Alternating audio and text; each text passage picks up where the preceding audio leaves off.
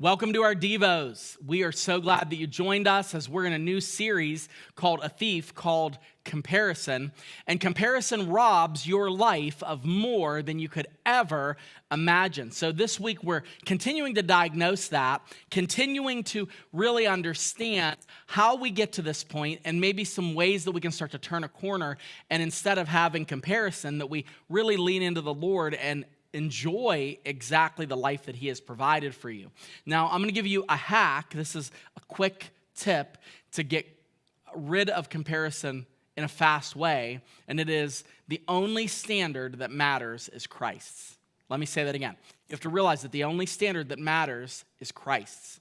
So when we compare, what we essentially are doing is we are looking at somebody else's life, looking at somebody else's possessions, even looking at times at somebody else's mindset, and we are saying, I am not as good as them, or I am worse than them. I don't have as much as them. And we start to obsess. I called it obsessive comparison disorder, that we obsess about why we don't have those things and how we want more of those things. And what we forget is the only standard that we should worry about isn't the neighbors or the coworkers or even the siblings. The only standard that matters is the standard that Christ has set out for us to live in the life that he has given us to live. Paul writes about this rather beautifully in Galatians chapter 6, 4 through 5. He says, let each one test his own work. I love that.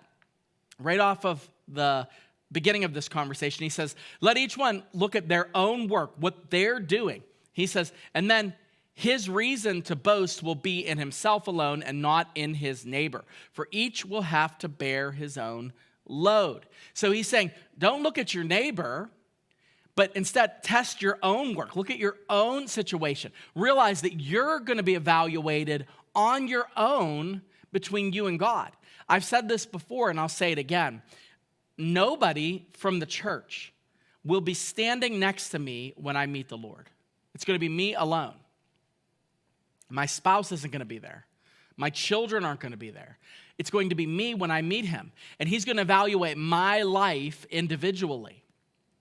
I'm not going to say, well, she did worse than I did. You know, my wife did this worse, or my boss did this worse, and it caused me to do this. No.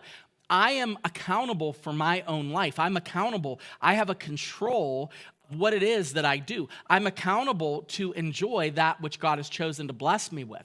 So when we start to think this way, it eliminates a lot of comparison. It eliminates a lot of jealousy. We start saying, like, I am not going to focus on them. That's between them and God. I'm going to focus on me. I'm going to focus on what it is that God wants for me to do, for my own family, caring for them, and what I do when it comes to how I live. And it eliminates that comparison. So remember, the only standard, the only one you have to answer to is Christ. The only standard that matters isn't the standard set forth by your coworkers or by your siblings. It's the standard that Jesus gives for you to live in your life.